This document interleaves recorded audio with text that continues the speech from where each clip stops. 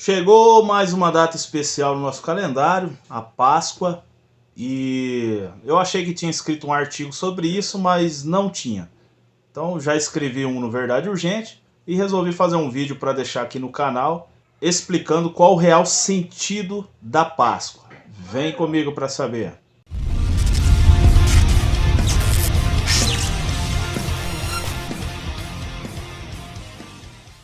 Antes de começar mais um tema super importante aqui no canal Verdade Urgente, se você ainda não é um inscrito, se inscreva no nosso canal, ative o sininho para receber todas as notificações de novos vídeos, dê aquele like ao final do vídeo se você curtiu, compartilhe nas suas redes sociais e não deixe de comentar aqui com a sua participação especial. Tchau, obrigado! Falar de Páscoa tomando aquele chocolate quente não tem uma opção melhor. Brincadeira, é café. Tomando meu café na minha xicrinha. Tomando meu café no meu... Tomando meu café na minha xícara personalizada. Tomando meu café! Tomando meu café na minha xícara personalizada do Free Fire. Bora falar um pouco sobre a Páscoa. A Páscoa ela surgiu no Egito, quando da ocasião em que os judeus estavam ali como escravos, o povo se multiplicou ali a partir de Jacó e dos seus filhos e das suas famílias que foram acolhidas ali no tempo de José, quando José se tornou governador do Egito. Se interessar saber, ele foi enviado para lá, vendido como escravo por seus irmãos, que a princípio queriam matá-lo. Mas vamos viajar para frente no tempo. O povo ficou no Egito por um bom tempo sob o domínio do faraó de então, que era amigo de José, e o povo se multiplicou muito no Egito, até que chegou um outro faraó que não conhecia José, José já havia morrido. Eles temiam uma revolta do povo judeu, se unindo a outros povos que tentassem atacar o Egito, que era o grande império da época, e havia muitas dessas guerras naquele tempo. E ali houve uma sequência ali de situações em que o povo só estava sendo oprimido pelos egípcios. Moisés ali de um grande livramento que Deus havia dado ao povo de Israel, que saiu uma ordem do faraó bem extremista para matar os meninos que nascessem das mulheres hebreias. As parteiras não obedeceram, nasceram vários meninos que foram escondidos, dentre eles Moisés foi um deles, e Arão também. E por fim, Moisés foi colocado num cesto ali, betumado no rio, e a serva da filha do faraó encontrou aquele cesto com Moisés dentro. Enfim, Moisés foi criado na corte, foi um príncipe do Egito, cresceu na cultura egípcia, aprendeu e tudo mais, até que chegou o tempo de Deus na vida dele, para que ele fosse libertar o seu povo. Ele passou todo um processo, matou um egípcio, foi acusado pelos seus irmãos de ter feito isso, e temendo ser morto por conta disso, ser entregue aos egípcios, ele sumiu de lá, fugiu para o deserto, viveu a vida dele, arrumou uma esposa, enfim. Deus se manifestou a ele na sarça ardente, ele voltou até o Egito, e ali houve o episódio do confronto entre ele e o faraó para que o povo fosse liberto. E eu não vou entrar em detalhes na história, que já falei até demais. Por fim, Deus ali envia as pragas ao Egito, todas as pragas que Deus enviou, desafiando os deuses egípcios. Deu que uma das pragas mais ferozes que Deus enviou ao Egito foi a praga dos primogênitos. Aí entra a história da Páscoa, onde Deus ordenou que eles sacrificassem um cordeiro, já apontando para o Cristo do Novo Testamento, simbolizando o sacrifício de Cristo, o Cordeiro de Deus, e eles passaram ali com um molho de sopo, ou um galho de sopo, o sangue nos umbrais das portas, e Deus ordenou que as famílias não saíssem dos seus lares, que eles comessem ali aquele cordeiro assado, com umas ervas amargas, com um pão sem fermento, e eles ali participavam ali de uma espécie de jantar noturno, quando o anjo da morte começou a passear nas casas dos egípcios, e matou todo o primogênito que não havia sangue nos umbrais da porta. Então, através dessa última praga, Deus impactou grandemente o Egito, mesmo o faraó que perdeu seu primogênito, e desenrolando a história o mais rápido possível, eles foram libertos para poder sair do Egito.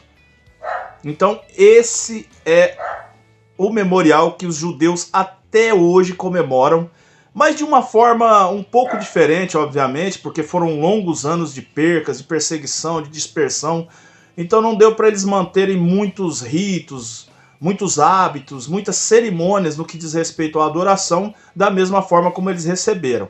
Mas atualmente os judeus comemoram essa Páscoa ainda no mesmo mês, nas mesmas datas ali, que estão divulgadas na palavra de Deus. Inclusive eu esqueci de falar a passagem aí, enquanto o cachorro late eu vou falar para vocês. Êxodo capítulo 12, versículos 1 ao 34, é onde está registrado aí especificamente essa passagem do jantar e do sangue nos umbrais, onde Deus deu um grande livramento para o povo de Israel. Atualmente os judeus comemoram como essa Páscoa?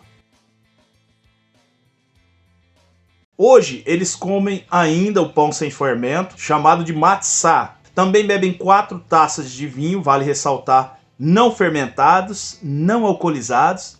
Viu, cristãos pinguços? Não é vinho alcoolizado, hein? Ó, vou falar sobre isso aqui ainda. Pode deixar. Tem também uma refeição que é um osso contendo carne, ali representando o sacrifício, que é chamado de zeroá. E também a zaror, que é uma raiz amarga, que também é comida com o alface, que é para representar a amargura que eles viveram ali no Egito. E ainda existe uma massa chamada charosset. Creio que a pronúncia é essa. Varia ali entre os frutos que eles misturam, fazem uma massa para representar todo o trabalho árduo que eles tiveram no Egito. Perdi até o raciocínio. Deixa eu tomar café.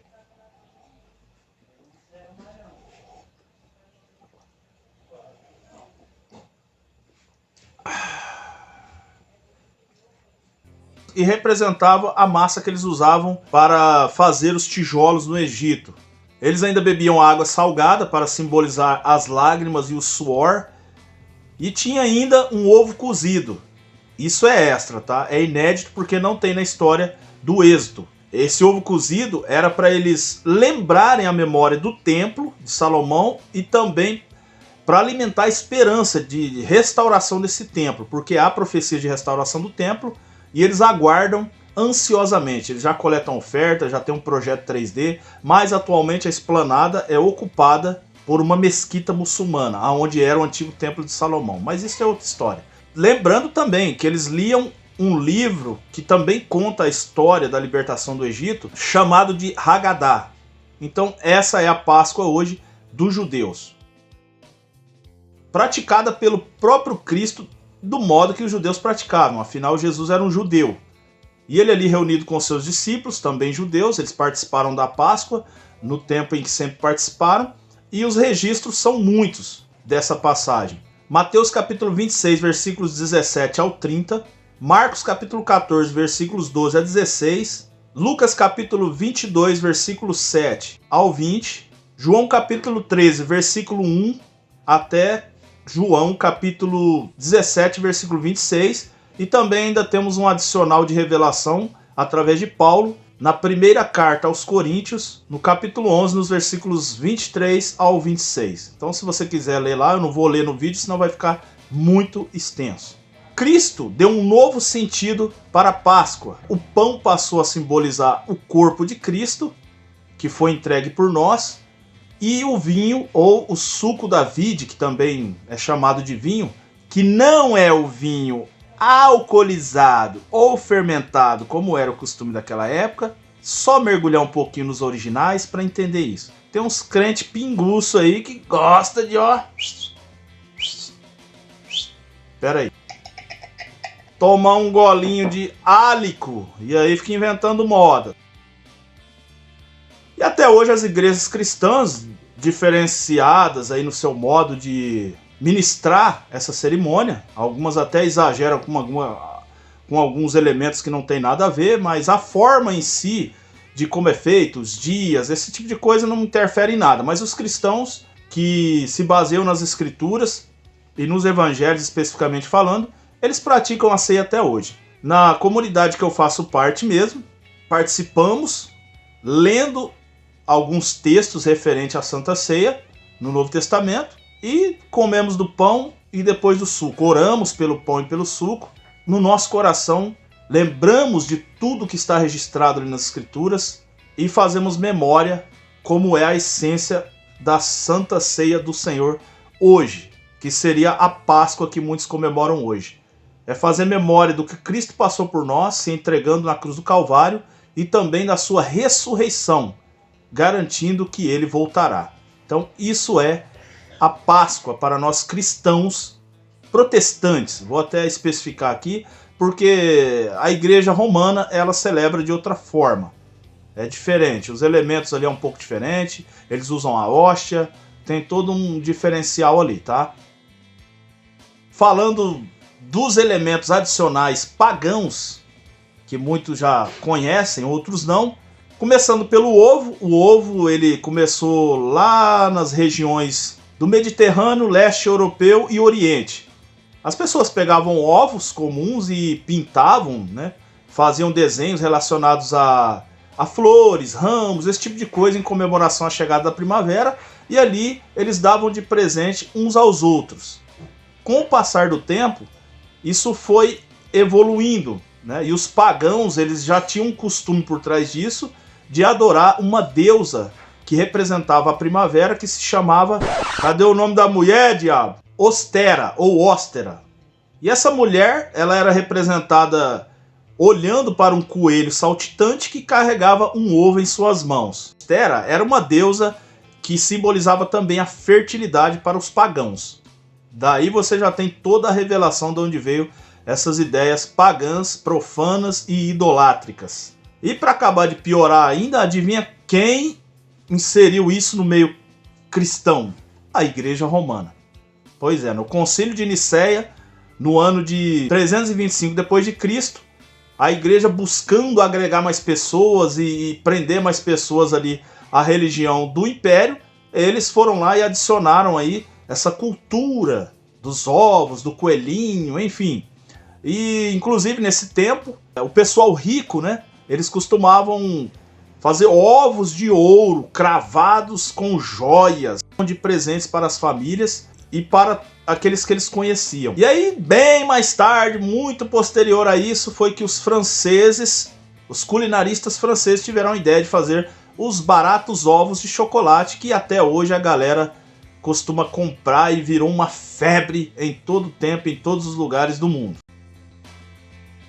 E nos nossos dias de hoje, nós temos aí as opiniões mais libertinas e mais extremistas. As extremistas religiosas são aqueles críticos que metem um pau, acham que todo mundo que está comendo um ovo está idolatrando, está adorando a Óstera, está cultuando a deusa da fertilidade, enfim, esse tipo de bobeira, coisa que nem todo mundo sabe dessas coisas, desse fundo histórico. E também existem os liberais, que são aqueles que pega coelhinho, com dragão, com tudo quanto é coisa, e mesmo sabendo a simbologia, a pessoa tá nem aí, né? Agora, minha opinião pessoal, eu como chocolate. Chocolate foi feito para comer, foi criado por Deus, acabou sendo industrializado, chegou até as prateleiras dos mercados. Eu vou lá, comprei um ovo de 500 gramas, com o meu dinheiro, paguei, delicioso, tá de parabéns. Um abraço para Gabi Doces aqui da cidade de Valparaíso, ó, muito aprovado aí o ovo que ela fez, uma irmã em Cristo, abençoado, delicioso. Acabou, veio com uns coelhinhos ali na embalagem, mas já foi pro lixo também. Não me contaminou em nada, não mudou minha fé, não me corrompeu. Então a minha opinião é essa. Então, para não deixar esse vídeo mais longo ainda, foi até um pequeno documentário, né, um registro meio longo. Compartilhe para quem ainda não sabe disso. Deixe seus comentários se você já sabia dessas coisas ou não. Se inscreva no nosso canal, ative o sininho para todas as notificações e link fixado aqui para mais informações. E no demais, até a próxima.